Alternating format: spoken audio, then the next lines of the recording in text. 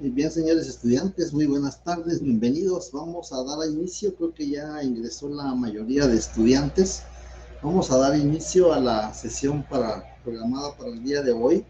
Ya enfilándonos a concluir el contenido programático, estamos en el último tema que se denomina el protocolo. Recuerdo que nos habíamos, eh, nos habíamos quedado en la última sesión en el análisis de de la apertura del protocolo. Y si no estoy mal, si no me recuerdan, por favor, qué fue lo último que habíamos visto. Habíamos visto el cierre, el índice, los atestados, y les estaba explicando algunos ejemplos de atestados. Les decía que los atestados son aquellos documentos que se incorporan al final del protocolo, es decir, al final del tomo del protocolo, se incorporan los atestados y que sirven para acreditar, para demostrar que el notario ha cumplido con sus obligaciones generadas de los instrumentos públicos que autoriza en el registro notarial. Habíamos visto que esas obligaciones se clasifican en obligaciones previas. Habíamos citado algunos ejemplos como documentos de identificación, documentos con que se acredita la propiedad del bien del que se va a disponer, documentos con los que se acredita la representación que se ejerce. Y habíamos indicado que cuando se trata de personas individuales puede ser el testimonio del mandato, que el mandato puede ser un mandato general, con representación o sin representación. También puede ser un mandato especial, también con representación o sin representación. El mandato judicial creo que no cabe en este caso, porque el mandato judicial regulado en la ley del organismo judicial exclusivamente para comparecer ante órganos de jurisdicción. Entonces, esos serían algunos ejemplos de atestados cumpliendo con las obligaciones previas. Esto va a depender de la naturaleza del negocio jurídico. De ello va a depender los documentos que vamos a tener a la vista y que vamos a calificar. De esos documentos, posiblemente las personas no quieran dejarnos los originales o no se puede materialmente. Por ejemplo, el documento personal de identificación, materialmente es imposible que nos lo dejen porque les sirve para identificarse. Entonces, lo reproducimos a través de una fotocopia y lo incorporamos esa fotocopia simple. Le llamo simple porque es una simple reproducción. Muchas veces lo que sí es aconsejable es indicarle a una razón o una anotación a qué instrumento público se refiere. Por ejemplo, con este documento se identificó el vendedor de la escritura número 1. Así, suficiente. Entonces, así podemos hacerle una simple razón. Esos documentos los agregamos hasta el final, porque ahí estamos acreditando que hemos cumplido con la obligación previa del contrato que se va a autorizar. Luego, acordémonos que hay obligaciones simultáneas. De las obligaciones simultáneas, atestados así propiamente creo que no podemos encontrar, pero de las obligaciones posteriores sí. De las obligaciones posteriores vamos a encontrar dentro de los atestados los avisos, las copias de avisos que tenemos que remitir a la administración pública. Por ejemplo, cuando autorizamos un contrato de compraventa de inmueble, tenemos que remitir el aviso a la Dirección de Catastro Municipal y a la Dirección de Catastro de Bienes Inmuebles del Ministerio de Finanzas. Ahí tenemos que remitir los dos avisos con base al artículo 69 y 38 del Código de Notariado. Cuando autorizamos un matrimonio, el matrimonio, acordémonos que el matrimonio se autoriza en acta notarial. Como consecuencia de ello, está fuera del protocolo. Pero el artículo 101 del Código Civil nos obliga que esa acta notarial tenemos que protocolizarla, es decir, tenemos que intercalarla, tenemos que introducirla en el registro notarial. Y entonces, una vez que queda incorporada en el registro notarial, ya forma parte del protocolo. Y entonces dentro de los atestados vamos a adjuntar, por ejemplo, las certificaciones de partida de nacimiento que nos presentan los contrayentes, la certificación de soltería que nos presentan también los contrayentes, la certificación del estado del certificado prenupcial que regula el artículo 97 del Código Civil. Y si hay capitulaciones, pues una copia de la escritura de capitulaciones, porque las capitulaciones, recordemos que se autorizan en escritura pública. Entonces, esos son los atestados. Y por último, el aviso que remitimos al registro civil del Registro Nacional de las Personas con base al artículo 101 del Código Civil. Entonces, ahí tenemos los ejemplos de atestados. Son los que van al final del protocolo, documentos que se incorporan al final del protocolo y que sirven para acreditar, para demostrar o para comprobar que el notario ha cumplido con las obligaciones. Luego que hemos visto ya esas partes del protocolo, pues así como se cierra, también se abre. ¿Cómo se abre el protocolo? Pues el protocolo se abre de conformidad con el Código de Notariado, lo encontramos en el artículo 12, y vamos a ver cómo se abre el protocolo. Ahí tenemos, en la presentación, tenemos un ejemplo de cómo se abre el protocolo. Pero en el artículo 12 se determina, el protocolo se abre con el primer instrumento que el notario autorice. Si nos damos cuenta, se consigna el primer instrumento, no la primera escritura, porque acordémonos que no todas son escrituras. Hay instrumentos como el acta de protocolación. Otro instrumento es la toma de razón de legalización de firma. Otro instrumento es la transcripción del acta notarial que autoriza el testamento cerrado. 3 instrumentos. Y el cuarto, que sí es la escritura matriz o la escritura pública. La escritura contiene negocios jurídicos, que contiene contratos, contiene declaraciones de voluntad. Si no mal recuerdo, es uno de los primeros temas del próximo semestre que contiene la escritura pública. Pues eso es lo que contiene: contratos, negocios jurídicos, declaraciones de voluntad, manifestaciones de consentimiento. Eso es lo que va a contener la escritura. Entonces, no todo lo que va en el protocolo, no todo lo que autorizamos en el protocolo son escrituras, son instrumentos públicos. 3 instrumentos públicos. Hay que ir tomando nota de todos esos elementos, por favor.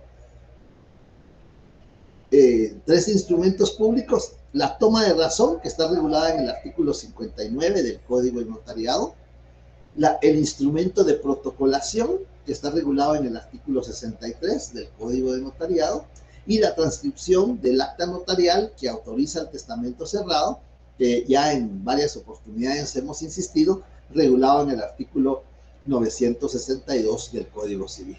Y por último tenemos la escritura matriz o la escritura pública. Entonces, por eso el legislador redacta: el protocolo se abre con el primer instrumento que el notario autorice. No necesariamente va a ser una escritura, puede ser cualquiera de los que hemos mencionado.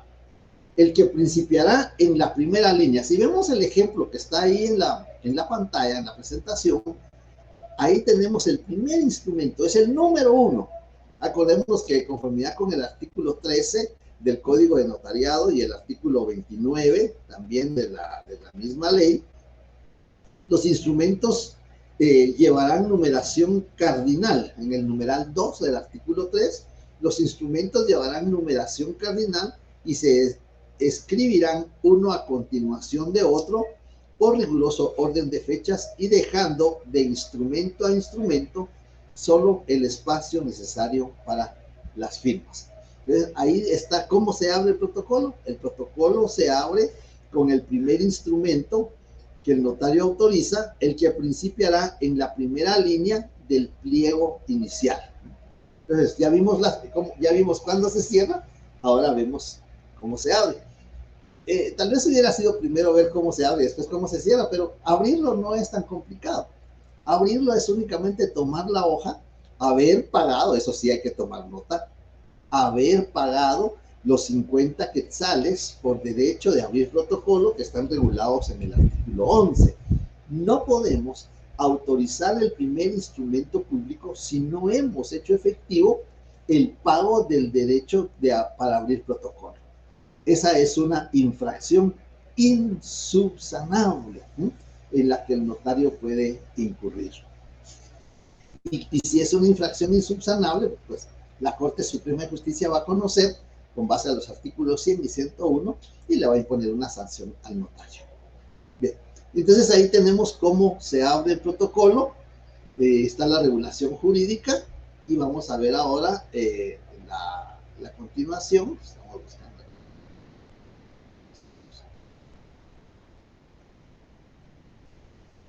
Este es el formulario con que se abre el protocolo. El formulario que está en el lado izquierdo es un acuerdo de la Corte Suprema, no tiene una regulación, no tiene una sustentación jurídica de llenar este formulario. Sin embargo, desde hace algunos años la Corte Suprema, a través de un acuerdo que emitió, determina que cada año, cuando se abre protocolo, para poder generar la boleta de pago de los 50 quetzales, pues debemos de pagar, de llenar ese formulario. Ese formulario no solo no tiene regulación jurídica, sino que nosotros lo bajamos de la página del Archivo General de Protocolos, nosotros lo imprimimos, nosotros lo llenamos y todavía hay que pagar 5 quetzales por el formulario. Creo que ese es algo que es necesario, sí, yo veo que es útil, es necesario, pero acordémonos que con base al artículo 110 del Código de Notariado, no se nos pueden modificar los derechos y obligaciones que tenemos. Sin embargo, si no llenamos el formulario, no nos dan el comprobante para pagar los 50 quetzales de abrir protocolo. ¿Qué es lo que contiene el formulario? Bueno, este formulario lo que va a contener son los datos del notario, los nombres, el número de colegiado, la dirección de la oficina, los números de teléfono, el correo electrónico, es decir, cómo pueden localizar al notario, cómo se puede ubicar dónde se encuentra el notario. Aparte de eso, también tiene, o requiere, mejor dicho, el formulario requiere que el notario consigne el nombre de algún pariente que pueda dar información del notario en caso que haya necesidad de buscarlo.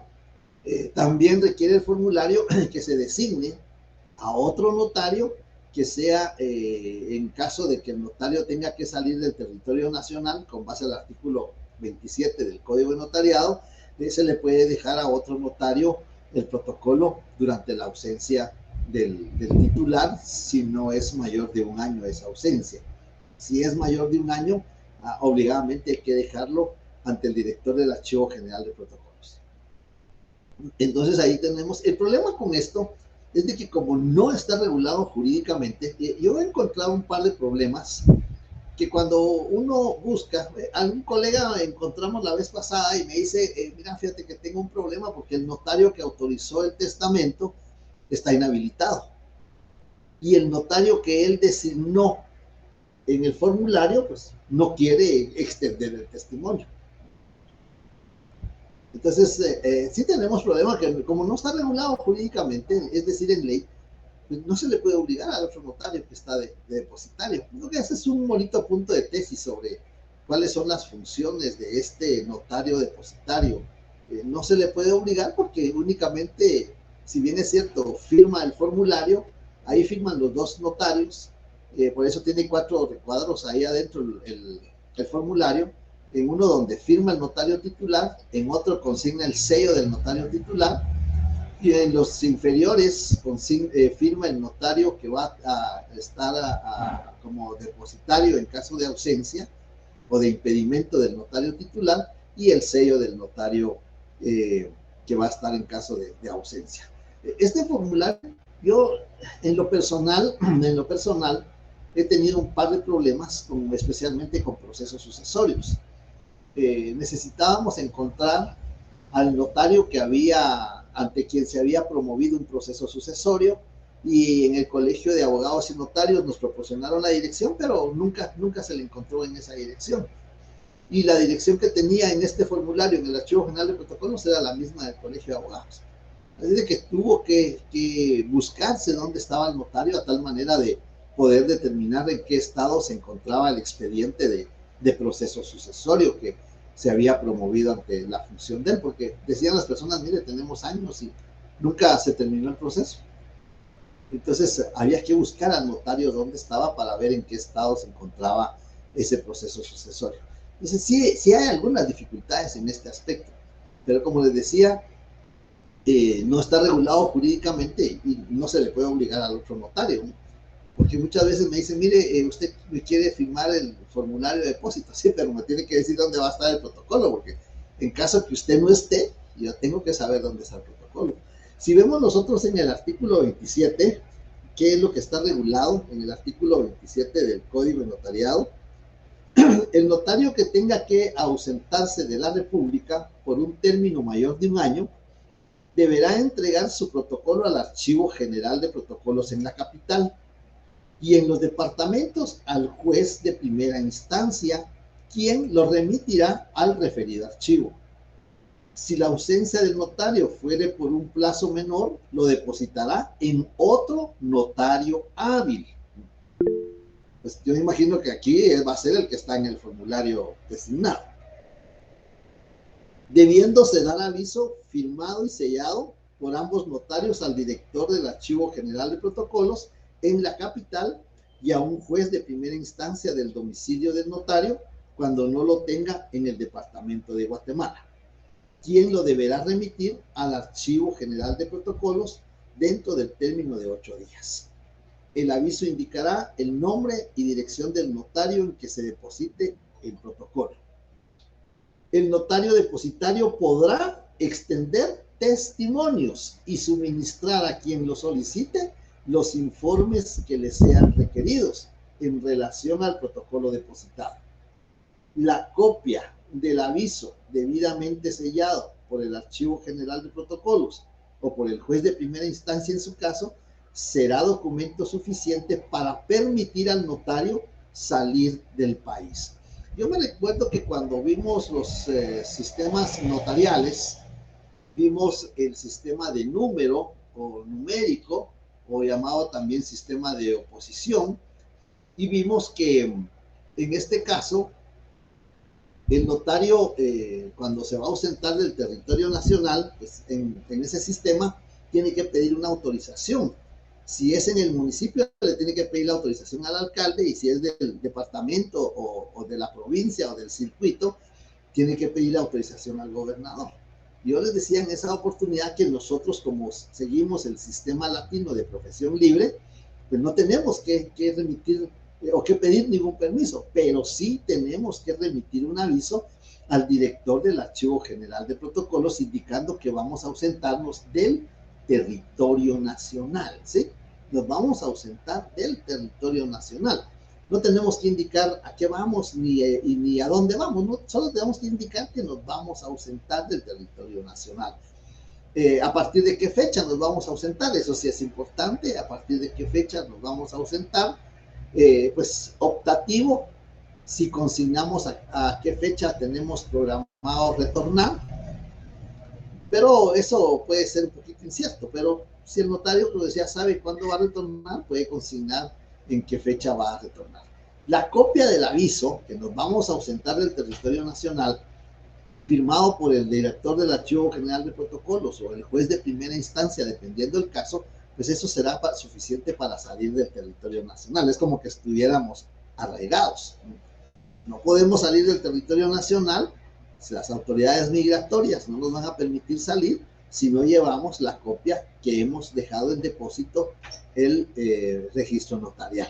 Entonces vemos ahí que es importante el caso de la apertura en este formulario, porque por lo menos se va a consignar una dirección reciente, porque cada año hay que consignar hay que llenar el formulario, hay que completar las casillas del formulario y presentarlo para que nos den la constancia de pago. En la parte gris, en la parte inferior que se ve ahí en la presentación, pues ese es el recibo que nos extiende la tesorería del organismo judicial, con el que se acredita que hemos hecho efectivo el pago de derecho de abrir protocolo. Una copia se presenta en el Archivo General de Protocolos, y el titular que nos queda, el original, perdón, el recibo original nos queda a nosotros, y ese va a ser nuestro primer atestado. Con eso vamos a comprobar cuándo hicimos efectivo el pago de derecho de abrir protocolo. Bien. Entonces ahí tenemos, ya vimos la apertura, ya vimos el cierre, el caso del depósito cuando nos ausentamos del territorio nacional. Y entonces vamos a, si no hay dudas, si no hay comentarios al respecto.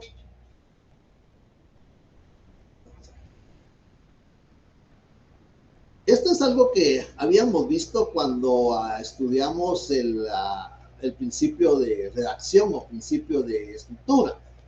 He pensado yo que es más correcto llamarle principio de redacción, porque muchas veces cuando uno se refiere al principio de escritura, inmediatamente se piensa en la escritura pública, pero no. Las formalidades que deben de observarse en el protocolo. Esto pues, va a ser un recordatorio porque ya lo vimos, pero las formalidades están en el artículo 13 del Código de Notariado. Así de que tenemos que tener mucho cuidado porque las formalidades que debemos de observar en los instrumentos públicos los vamos a encontrar en distintos artículos. Por ejemplo, las formalidades o los requisitos de forma que vamos a cumplir cuando autorizamos una escritura pública los vamos a encontrar en los artículos 29, 31 del Código de Notariado. Y si se tratara de testamentos o donaciones por causa de muerte, en el 42 y en el 44. Y si se tratara de una escritura especial, como por ejemplo el sometimiento al régimen de propiedad horizontal, pues tenemos que irnos al Código Civil en el artículo 530, donde vamos a encontrar los requisitos de forma que el notario debe de observar en esa clase de instrumentos. Esos son requisitos de forma de la escritura propiamente dicha, de escritura matriz o escritura pública. Si hablamos de requisitos de forma de la toma de razón de legalización de firma, bueno, vamos a ir al artículo 59, donde ahí se determina qué requisitos vamos a cumplir, y este es punto ya del notariado 2, donde vamos a hacer la práctica y vamos a ver qué requisitos tenemos que cumplir para tomar razón que hemos legalizado una o varias firmas. Cuando legalizamos una o varias firmas, tenemos la obligación de tomar razón en el protocolo de tal circunstancia dentro de los 8 días siguientes. Si hablamos de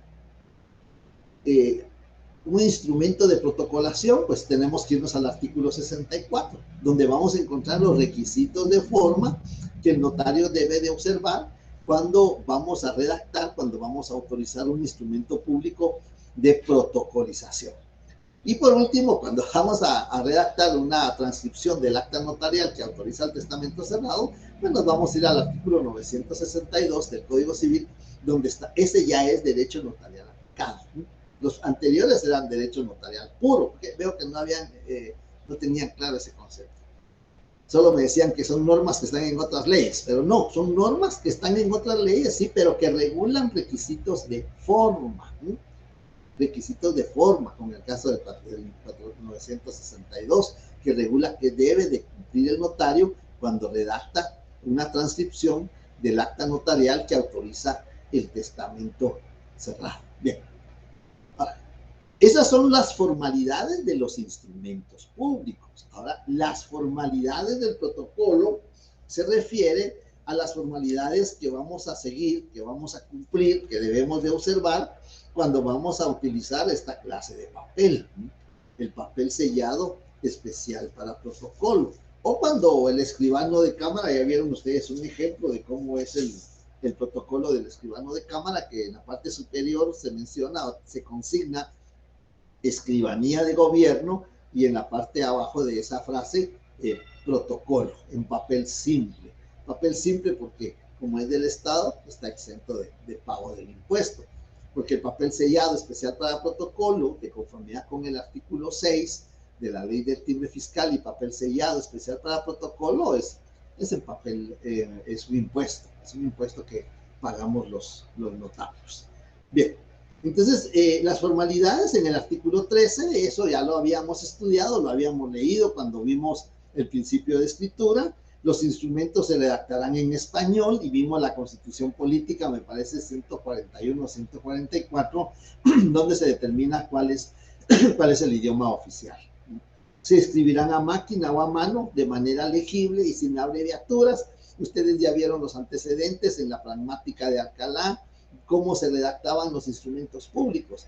El notario recibía honorarios por asesorar, recibía honorarios por escribir, recibía honorarios por extender las copias, recibía honorarios por traducir lo que contenían esas copias, porque se redactaban de una manera ilegible y el notario era el que tenía que vertir o traducir qué era lo que había consignado ahí. Además de eso, también se estipuló en las 25 líneas, porque el notario cobraba también por línea. Entonces, por eso fue que surge en la pragmática de Alcalá, en el año 1503, la necesidad de un arancel que ahora lo tenemos nosotros regulado en el artículo del 106 al 109 del Código de Notariado. Bien. Los instrumentos llevarán numeración cardinal. Vieron ustedes en el ejemplo anterior, ya tenía el número 1, el instrumento público, esa es la numeración cardinal. Esa es la primera escritura o el primer instrumento, que no siempre va a ser escritura, el primer instrumento que vamos a autorizar. Redactado y autorizado ese instrumento, pues ya vendrá el número 2, el número 3 y así sucesivamente hasta el momento que el notario deje de castular, que comúnmente es hasta el mes de diciembre, comúnmente.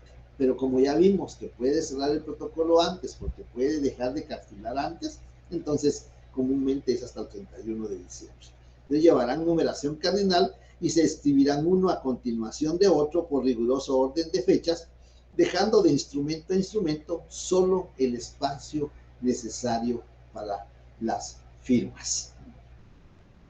Luego tenemos que el protocolo llevará foliación cardinal escrita en cifras. Aquí sí, escrita en cifras. Vimos ahí la presentación que tenía una cifra, tenía una foliación y la hoja que yo tenía por acá también tenía una foliación. Te la voy a alcanzar por ahí.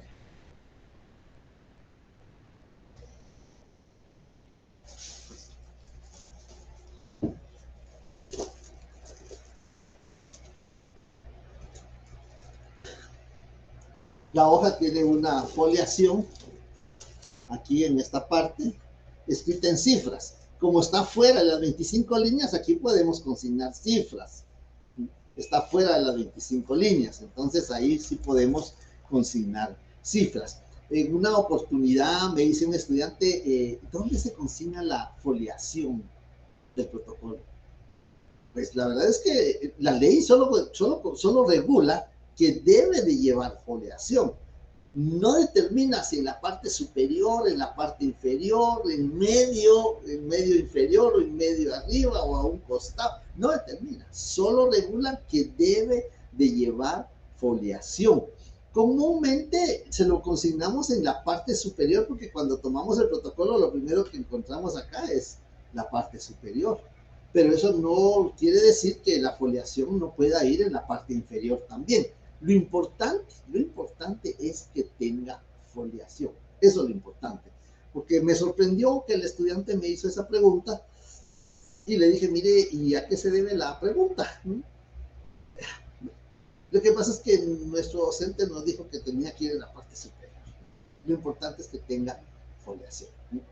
La ley no determina, ¿no? La ley no es tan estricta, así que determine en la parte superior, lado derecho, parte superior, lado izquierdo, no. La ley solo requiere que la hoja del protocolo tenga foliación.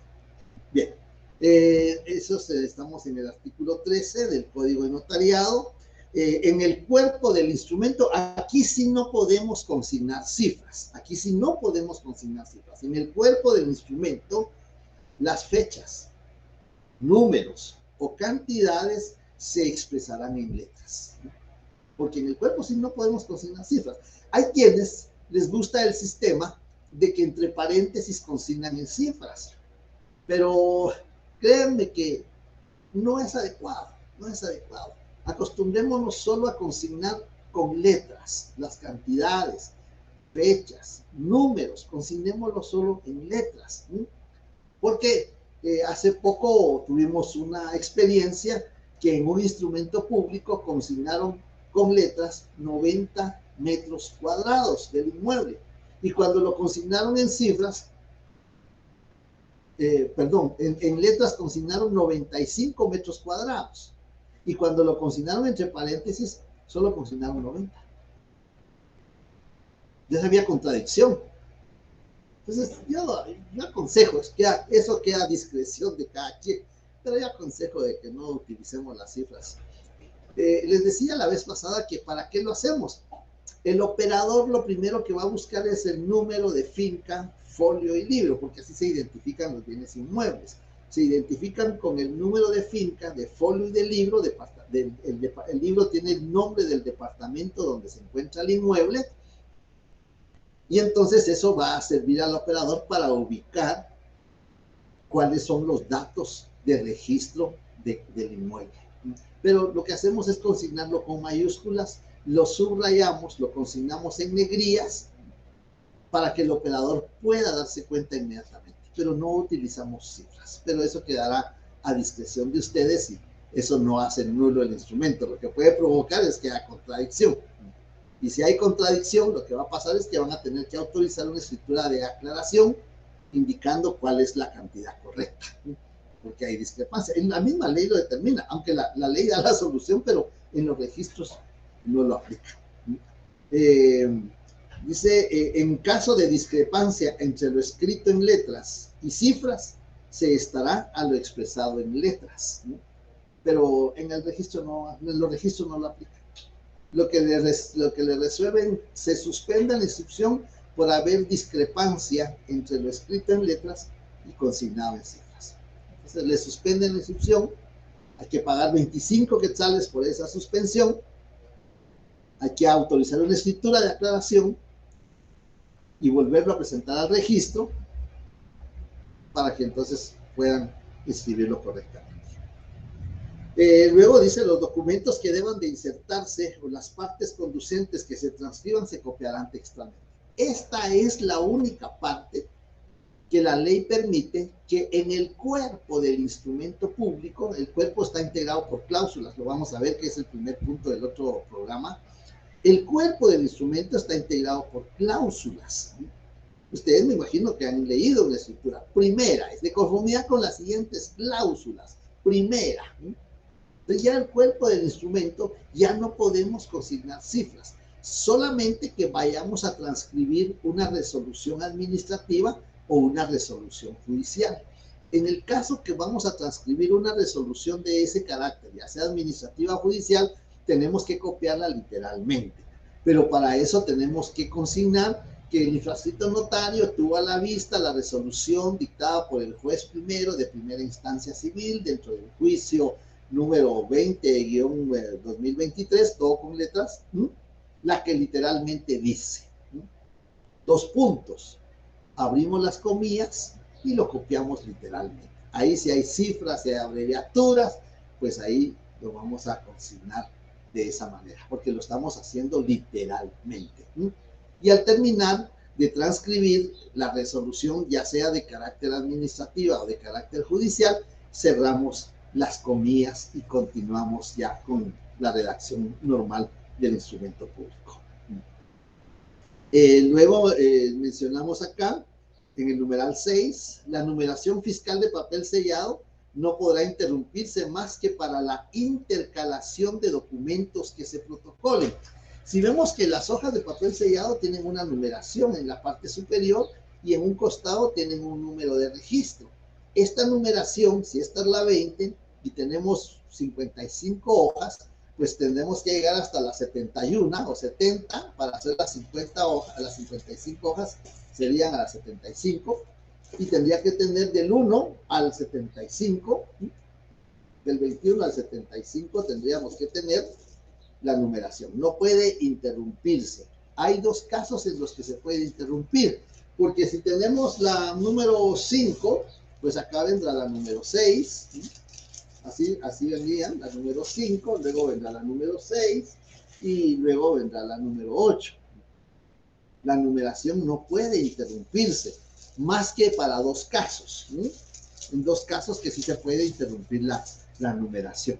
Un caso en el que se puede interrumpir la numeración es cuando se van a protocolar documentos, ¿sí? Documentos públicos o privados se van a protocolar, se van a introducir. Esta es una protocolización. Se va a introducir un documento público, un documento privado, se va a introducir entre las dos hojas de papel sellado especial para protocolo, y entonces ahí se va a interrumpir en un sentido amplio. En un sentido amplio, porque la interrupción se debe a que hay un agente externo, ¿no? Hay una hoja de papel bond, hay una hoja de papel membretado, o hay una hoja de papel calco en el caso de los planos, ese papel como transparente que usan los arquitectos o los ingenieros, esa hoja se va a intercalar. Entonces lo que va a suceder es que hay una interrupción en el sentido amplio, ¿no?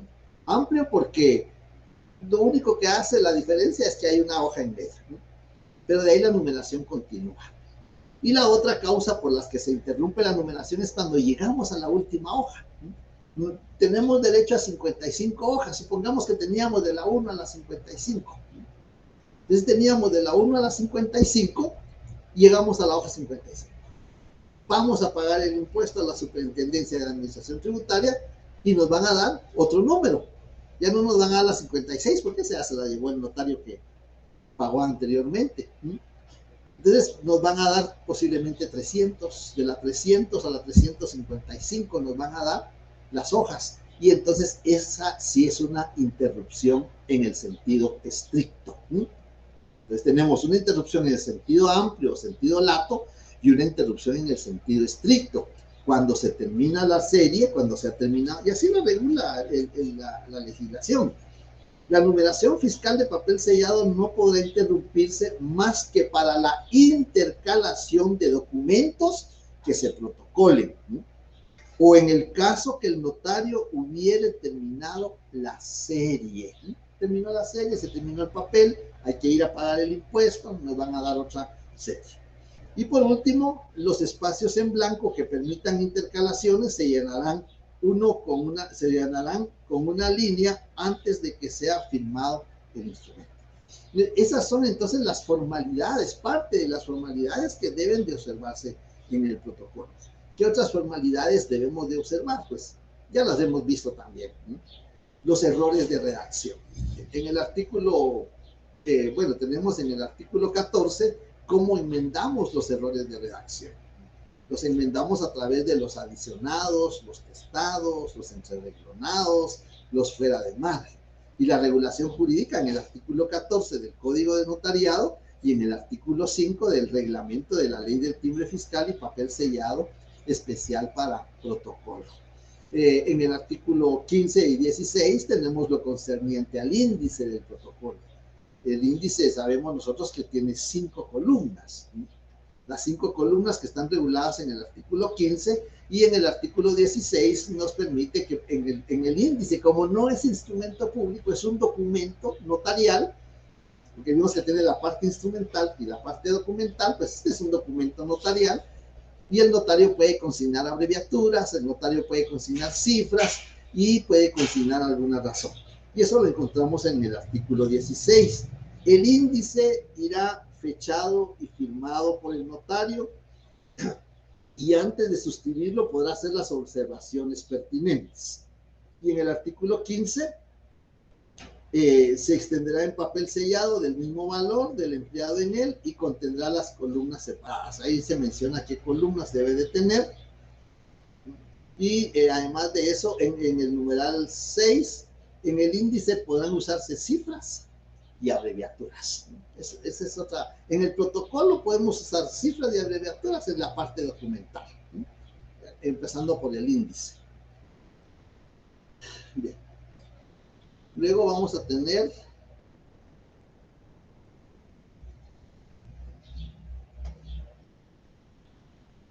el cierre, ya lo vimos, el cierre del registro notarial, ya lo vimos cómo se realiza. Tenemos un ejemplo de la razón de cierre, que también ya me recuerdo que la vimos en la sesión anterior. Aquí están algunos elementos del índice. Se realiza en papel simple, pero debe de agregarse el timbre fiscal de 50 centavos a cada hoja, con fundamento en el artículo 5, numeral 6 de la Ley del Timbre Fiscal. Pueden consignarse abreviaturas y cifras y debe contener 5 columnas y de ahí falta de que puede hacerse debe ir firmado por el notario y debe consignarse la razón. Aquí tenemos un ejemplo de índice. Ahí están las 5 columnas que debe de contener, el número de orden del instrumento, el lugar y la fecha del otorgamiento, nombre de los otorgantes, objeto del instrumento, y folio que inicia. Y si ven ahí hay algunos folios que tienen una V, eso quiere decir que el instrumento público inicia en el folio 2, pero a la vuelta. No en el lado principal enfrente, sino a la vuelta. Ahí tenemos, siguen las columnas del índice, y va la razón que hace el notario, va la fecha, ya firma y el sello del notario. Aquí vemos las características, continúan, el notario puede hacer observaciones que estime pertinentes.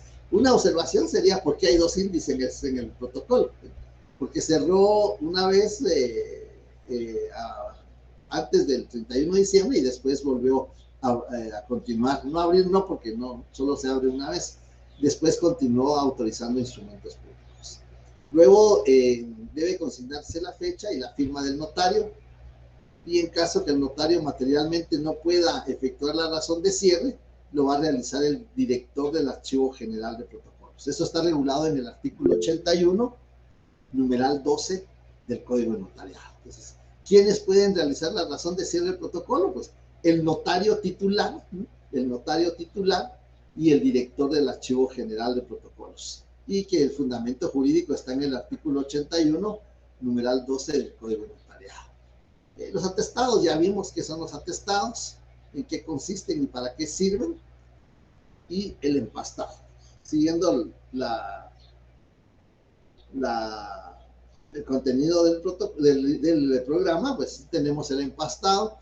Así debe de quedar el protocolo al final del año o cuando cierre el protocolo. 30 días siguientes de haber cerrado el protocolo debe de mandarse a empastar. Y esto lo vamos a encontrar en el artículo 18 del Código de Notariado. El notario mandará a empastar el protocolo dentro de los 30 días siguientes a su cierre. 30 días siguientes para poder empastar el protocolo.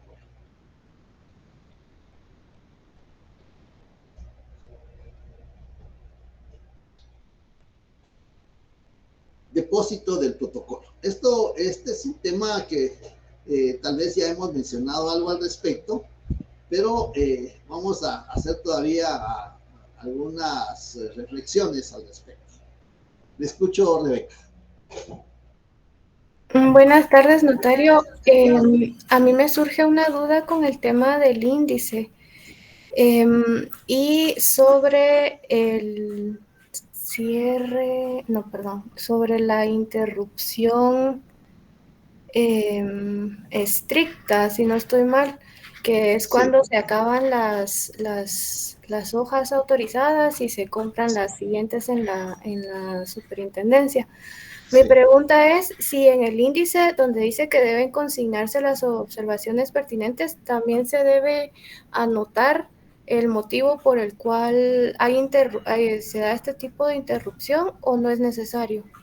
No, en el índice no es necesario.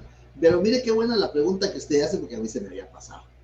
Cuando pagamos el impuesto de papel sellado especial para protocolo, que lo podemos generar en línea, nosotros generamos en línea, entramos a la página de la Superintendencia de Administración Tributaria, buscamos la pestaña de pago de impuesto, luego nos vamos a notarios y vamos a ver protocolo, porque el notario puede pagar timbres fiscales o puede pagar protocolo, nos vamos a notarios, protocolo, y vamos a generar el formulario, cuántos lotes vamos a pagar.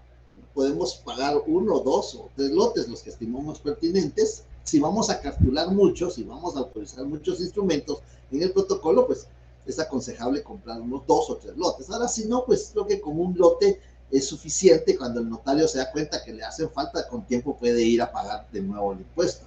No hay necesidad que se le vayan a terminar, sino que debe estar previsto de tener hojas de protocolo y poder ir a pagar el impuesto con anterioridad.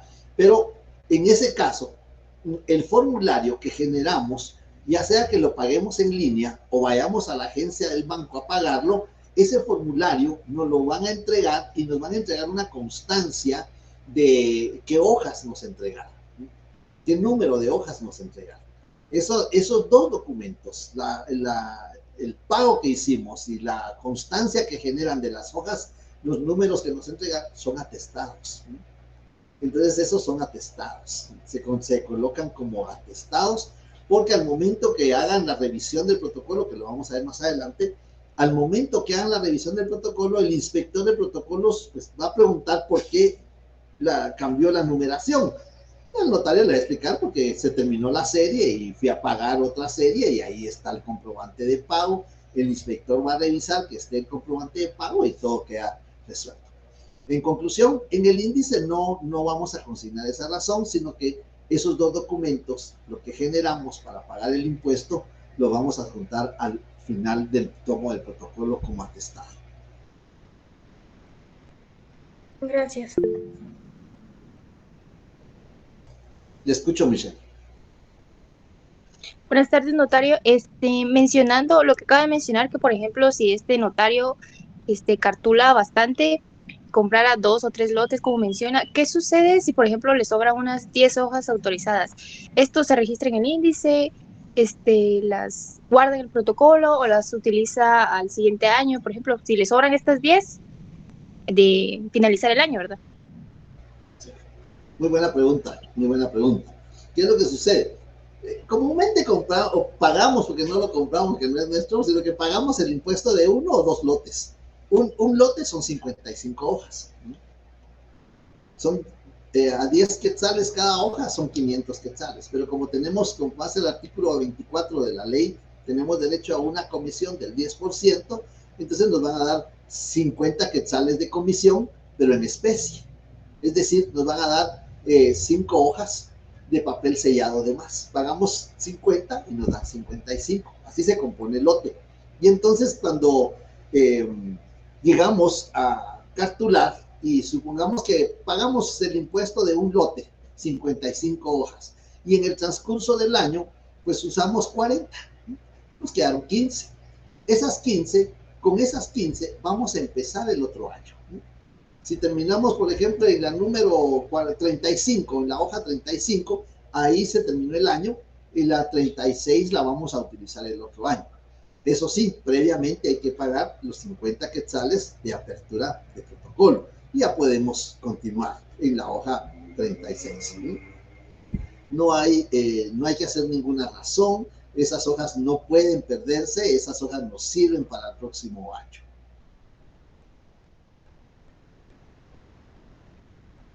No sé si queda satisfecha su pregunta. Sí, muchas gracias. Muy bien, de acuerdo. Le escucho, Jason. Licenciado, ¿qué pasa si a la hora de mandar a empastar el protocolo lo llegaran a destruir? Es que eso es lo delicado. Mire, eso creo que lo había comentado yo en la sesión anterior, el empastado del protocolo. De conformidad con la ley, el protocolo solo puede estar en 2 partes. Con el notario o en el Archivo General de Protocolos, nada más. Y eso creo que dice el comentario, no sé si en esta sección o en la 2 lo dice, pero cuando llegamos al momento del empaste, tenemos que buscar una imprenta que sepa cómo se empastan los protocolos, porque no cualquier imprenta lo hace, ¿no? Entonces tiene que saber cómo van a empastar el protocolo, el cuidado que tienen que tener. Inclusive yo le he recomendado como un punto de tesis, no sé si alguien ya lo estudió, ya lo trabajó, que el notario debe de pagar el empaste. El notario debe de pagar el empaste, pero debe pagarlo en el archivo de protocolos, es donde deberían de empastarse los protocolos, ¿no? Pero desafortunadamente no es así. El notario tiene que buscar la imprenta donde va a llevar el protocolo y suplicarle a la persona que se va a encargar, primero, que tenga experiencia en manejar el protocolo, segundo, que tenga cuidado que no le vaya a caer tinta o cualquier líquido que usen ahí en la imprenta, que lo traten con mucho cuidado, porque el notario lo tiene que llevar con el sumo cuidado, ¿no? En aquellos leyes empastados, aquellos leyes de pasta gruesa, se pone el protocolo. En otro ley se llevan los atestados para que no haya equivocación. Van por orden de fecha los atestados, es decir, cronológicamente. Y en una bolsa empaquetado y decirle, mire, se lo encargo porque es el protocolo. Entonces, sí, ese sí es una de las cuestiones que no está regulada en la ley. Por ejemplo, solo dice empaste, ¿no? Ustedes vieron ahí varios ejemplos de empaste que yo les proyecté ahí, pero no dice ni siquiera en qué clase de la ley española determina que debe ser en cuero, ¿no? El empastado del protocolo.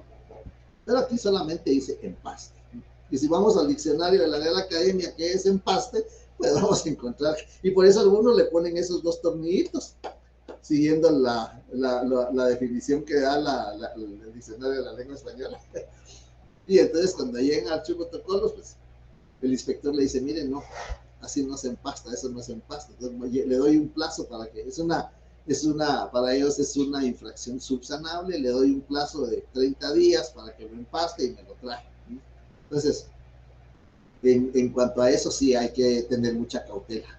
Inclusive cuando tenemos el protocolo en el escritorio, tenemos que tener mucha cautela. No tener bebidas o no tener algo que vaya, pues por un accidente, puede ser de que se derrame y entonces tendríamos problemas, ¿verdad? Ahí estamos entonces. Las clases de depósito del protocolo. Bueno, pues en primer lugar el notario titular, ¿no? El notario titular, artículo 19. El notario es depositario del protocolo, es el notario titular. Como consecuencia de eso, sabemos nosotros que, con base al artículo 30 de la Constitución Política de la República, el protocolo llamado también registro notarial, registro estatal, es un registro estatal, pero por tenerlo el notario se le llama registro notarial, está en depósito del notario. Artículo 19. El notario es depositario del protocolo. ¿Qué lo tenemos en el 19? El notario es depositario del protocolo y responsable de su conservación. Ahí se cumple lo que preguntaba Jason en cuanto al empastado. Él es el responsable de su conservación, así que tiene que ver que sea un lugar adecuado donde va a llevar el empastado. Luego vamos a tener el protocolo del notario fallecido, que está regulado en los artículos 23 y 24. Cuando fallece el notario, pues por eso se llena ese formulario que habíamos visto para que nos den el recibo para pagar la apertura del protocolo. En ese formulario vamos a designar a un pariente que va a saber dónde está el protocolo en caso que el notario fallezca. En el artículo 23 está regulado que aquí está el nacimiento y la muerte del notario. ¿Cómo nace el notario? Con el título facultativo en el artículo 2, cumpliendo los requisitos habilitantes. Ahí nace a la vida jurídica el notario. El notario, la persona ya nació hace tiempo, pero ahí nace el notario. Pero también está el fallecimiento del notario en el artículo 23. Determina el artículo 23. Los albaceas, herederos o parientes o cualquier persona que tuviera en su poder el protocolo de un notario fallecido, lo depositará dentro de los 30 días siguientes al fallecimiento en el Archivo General de Protocolos. Y si se encontrara en la capital, o dentro del mismo plazo, en el juez de primera instancia o alcalde municipal, si estuviera en una cabecera departamental o municipio, respectivamente. En estos casos, el juez de primera instancia o el alcalde municipal lo remitirá dentro de los 8 días siguientes a su depósito al referido archivo. Y en el artículo 24, el registrador civil, al asentar la partida de defunción de un notario, si esta ocurriera en la capital, dará inmediatamente aviso al director del Archivo General de Protocolos. Y si ocurriere en un departamento, al juez de primera instancia jurisdiccional, a efecto de que puedan, según el caso, exigir el cumplimiento del artículo anterior. Exigir el cumplimiento, es decir, si al registrador civil, al asentar la defunción, tiene que remitir estos avisos. En la capital, al director del Archivo General de Protocolos, y en los departamentos, al juez de primera instancia. ¿Para qué?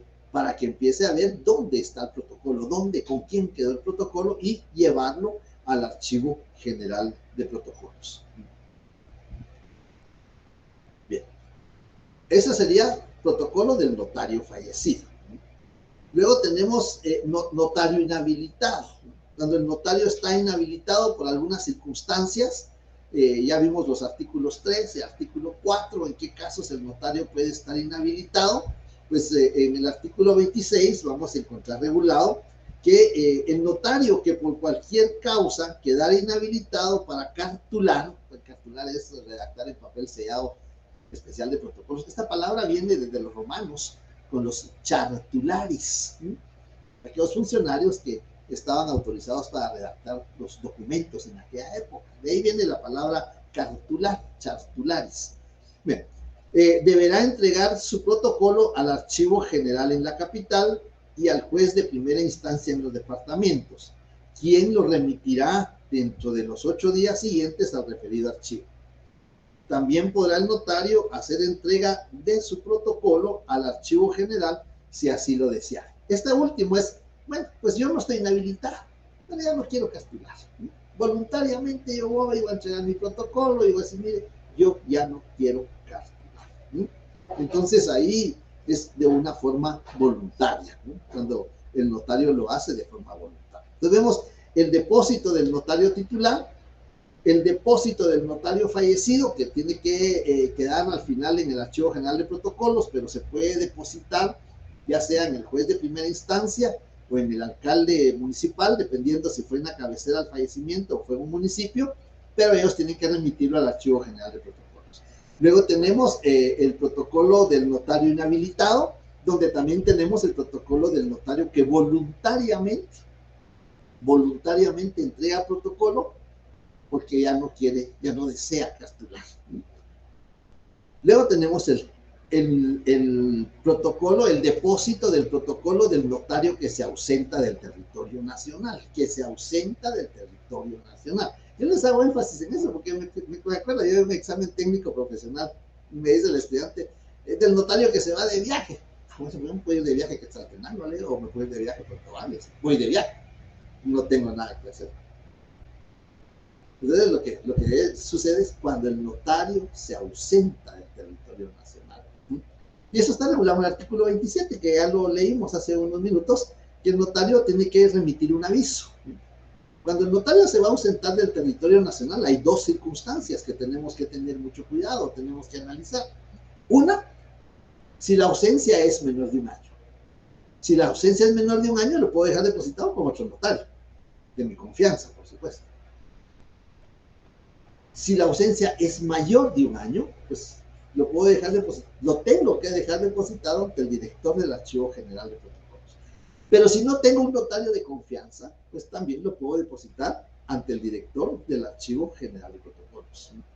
Si lo deposito ante el notario de confianza, tengo que remitir un aviso, que es el que posiblemente me van a pedir en las ventanillas migratorias.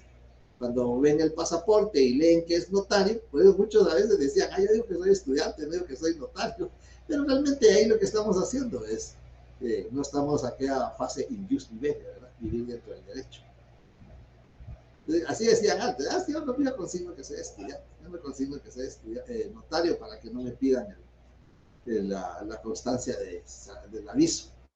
Pero creo que el notario tiene que cumplir fielmente con los preceptos jurídicos, porque es parte del in jus vivere, vivir dentro del derecho, y entonces como consecuencia de ello hay que remitir el aviso y la copia con el sello de recepción sirve para adjuntarlo al pasaporte si lo piden las oficinas migratorias.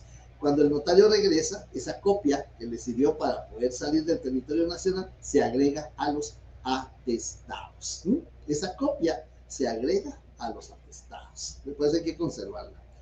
Y por último, ahí tenemos el que ya no desea ejercer, pero ya lo comentamos, que está en el artículo 26, una entrega voluntaria que el notario va a hacer del registro notarial a su cargo. A ver qué más tenemos por acá.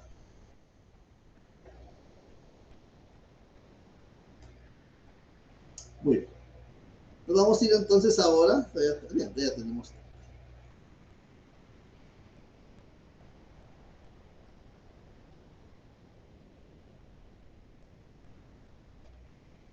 a la revisión del protocolo.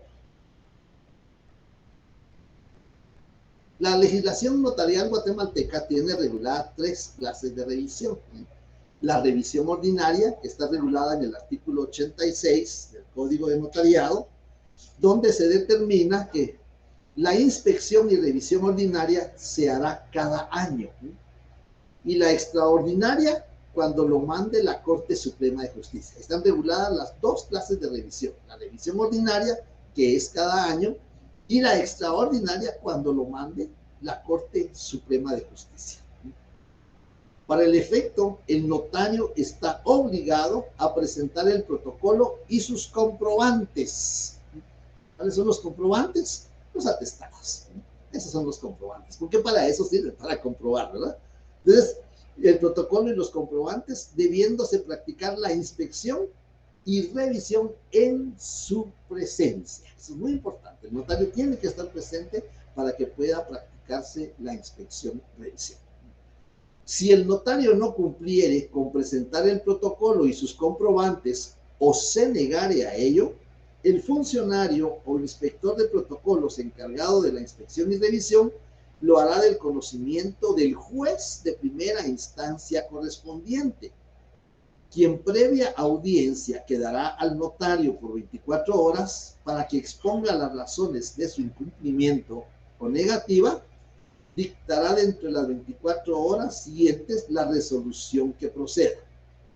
Si ella fuere en el sentido de que el notario presente el protocolo y sus comprobantes, así lo ordenará, bajo apercibimiento de la ocupación y extracción del protocolo y comprobantes respectivos del poder del notario renuente, para cuyo efecto podrá recurrirse al auxilio de la fuerza pública. Si no fuere posible practicar la inspección y revisión en presencia del notario, acuérdense que hay requisito que esté presente, ¿verdad? ¿Qué puede hacer el notario? Me voy. Y ahí viene la policía, el protocolo, me voy. Por eso está esto. Si no fuere posible practicar la inspección y revisión en presencia del notario, el protocolo y los comprobantes respectivos serán extraídos del poder del notario y remitidos de inmediato al Archivo General de Protocolos para lo que procediera. Si en el departamento solo hubiere un juez de primera instancia y fuere este el encargado de la inspección y revisión, acudirá al juez de primera instancia más accesible para los efectos de las diligencias a que se refiere el párrafo que antecede. Cualquier retardo de un juez de primera instancia en cumplir las obligaciones que se le imponen según los párrafos anteriores deberá ser sancionado por la Corte Suprema de Justicia. El notario que, por su incumplimiento o negativa, diere lugar a que se decreten la ocupación o extracción del protocolo, como se indica en este artículo, incurrirá en las responsabilidades penales, tanto por su desobediencia como por su condición de depositario del protocolo, sin perjuicio de cualquier otras que fueren pertinentes, de conformidad con la ley. Para la deducción de tales responsabilidades, el juez de primera instancia correspondiente, o en su caso la Corte Suprema de Justicia, deberá sin demora certificar lo conducente al tribunal penal que corresponda. Vemos, ahí está todo el procedimiento para la revisión y la inspección de protocolo. Dos clases de inspección y revisión. La ordinaria, cada año. La extraordinaria, cuando lo mande la Corte Suprema de Justicia. ¿Qué funcionarios pueden practicar la revisión e inspección? Pues la inspección vamos a ver qué funcionarios pueden practicar. Los funcionarios que pueden practicar la inspección y revisión del protocolo son el director, en la capital, el director del Archivo General de Protocolos, en los departamentos, los jueces de primera instancia, y en toda la República, los notarios que nombre el presidente de la Corte Suprema de Justicia. Eso lo tenemos en el artículo 84 del Código de Notariado. Y tenemos también lo del acta que va a suscribir el inspector. En el artículo 87, el funcionario que practique la inspección y revisión levantará un acta en el libro respectivo, en la que hará constar si se llenaron o no en el protocolo los requisitos formales, las observaciones e indicaciones que hubiere hecho el notario y las explicaciones que al respecto diere este. Luego tenemos la inspección especial, que está regulada en el artículo 21 del Código de Notariado, que regula que, salvo el caso de averiguación sumaria por delito, solo el inspector de protocolos está facultado para revisar totalmente el registro notarial. Este lo habíamos leído porque es el fundamento jurídico, que el protocolo también se le llama registro notarial, salvo el caso de averiguación sumaria por delito. Bien, entonces ahí tenemos cuántas clases de revisión hay, están los fundamentos jurídicos, tenemos qué funcionarios pueden practicar la revisión e inspección de protocolo, tenemos el procedimiento a seguir en el caso de la revisión e inspección de protocolo, y tenemos cómo participa también la Corte Suprema de Justicia, los tribunales penales. Eso es lo que vamos a encontrar ahí, y vamos, creo que sí nos daría tiempo, no sé si hay alguna duda, alguna pregunta, algún comentario, pero pasaríamos. Aquí tenemos funcionarios que pueden practicar la revisión, aquí tenemos lo que habíamos dicho, en la capital, el director del Archivo General de Protocolos, en los departamentos, los jueces de primera instancia civil, en toda la República, los notarios nombrados por el presidente del órgano judicial. Ahí están los fundamentos jurídicos. ¿Cuál es el objeto de la revisión? Bueno, pues en el artículo 88 está. ¿Cuál es el objeto de la revisión? Ver si en el protocolo se observaron las formalidades correspondientes. Luego vamos a tener enmienda de protocolo. No sé si hay alguna duda, algún comentario, alguna observación. Como estamos en tiempo, y ahorita le doy la palabra a Fred. Ahora estoy calificando las notas. Todavía estoy calificando los exámenes. Yo pienso que miércoles posiblemente ya tienen sus notas. Como todavía tenemos clases el viernes, creo que el viernes vamos a terminar este tema. Y el viernes ahí me estarán ustedes comentando sobre sus notas. No sé si alguna duda, algún comentario, alguna observación. Sí, le escucho a él. Buenas tardes, Lick y compañeros. Lick, con una pregunta: ¿qué pasa si el notario depositario llega a ser inhabilitado o llegar a ser, lo declaran impedido para ejercer el notariado? Sí, ahí tendría Pues, que acudirse al director del Archivo General de Protocolos. Si el notario depositario, no el titular, sino el que se propuso como depositario, estuviera ausente, hubiera fallecido o sencillamente se negare, entonces lo que va a hacer es que va a acudirse al director del Archivo General de Protocolos para que sea él el que extienda el testimonio o que haga efectivo el principio de publicidad si fuera necesario.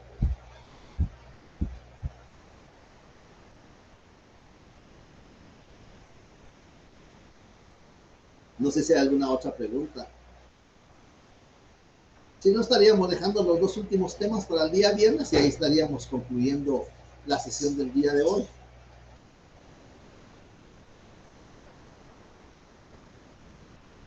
Lick, no me quedó bien claro. ¿Será que puede ejemplificar el artículo número Si me puede hablar 13, más fuerte, numeral 7? no le escucho. Ok. El artículo número 13, literal 7, ¿será que lo puede volver a ejemplificar? Es que no lo entendí cuando usted lo explicó. El artículo número 3, en las formalidades del protocolo, los espacios en blanco que permitan la intercalación se llenarán con una línea antes de que sea firmado el instrumento. Porque muchas veces tal vez la impresora no nos termina de completar o el punto final queda en medio de la línea. Aquí va a quedar un espacio en blanco.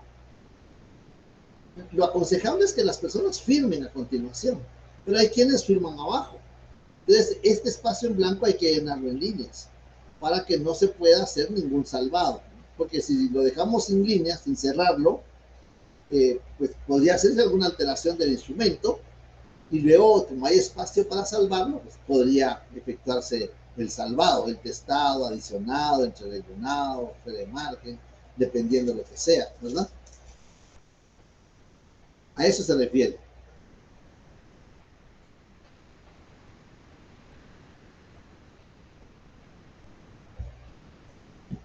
Si no hay más dudas, comentarios, observaciones. Sí, Pablo, le Solo escucho. con una pregunta. Perdón, solo una consulta. ¿Le va a realizar el repaso, notario? Me puede hablar un poco, es que está lloviendo fuerte, Elmer. Si, Pablo, disculpe Ah, si me puede hablar más fuerte. no, no tenga pena. No sé si va a realizar el repaso que se había comentado la clase pasada. Bueno, Si se como va a el realizar el día repaso. viernes vamos a terminar los dos temas que tenemos pendientes, podemos aprovechar. Esos dos temas me van a llevar unos 10, 15 minutos. Y ahí podemos aprovechar, hacer un repaso general de lo que ustedes estimen pertinente. Con mucho gusto. Gracias, notario. De acuerdo. Con una pregunta, Lick. Sí, Elmer. ¿Me escucha? Sí, le escucho. Cuando son los atestados, y no, perdón, cuando son los, permítanme, Permítame, voy a poner una bocina porque ahorita sí ya no le escucho. Permítame un momentito. Güey.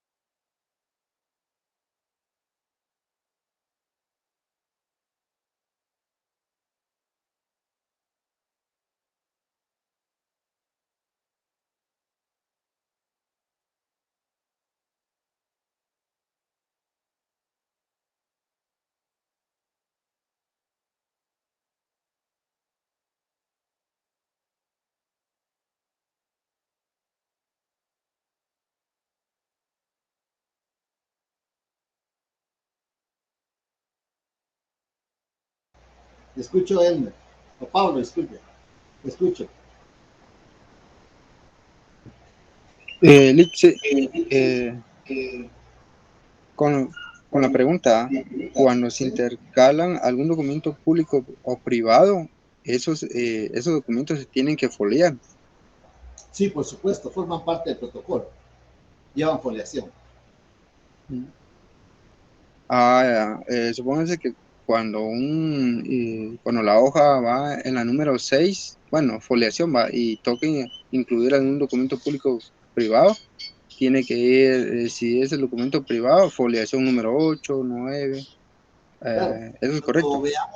cuando veamos el instrumento de protocolación, vamos a ver que cuando redactamos la protocolización, porque no es solo intercalarlo, no es solo introducir el documento, sino que tenemos que redactar el instrumento, tenemos que indicar qué folios va a ocupar, ¿sí?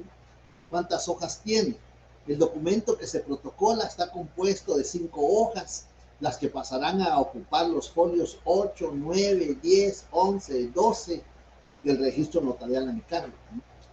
Eso es lo que tenemos que indicar cuando redactamos la protocolización. Gracias, licenciado. Muy bien.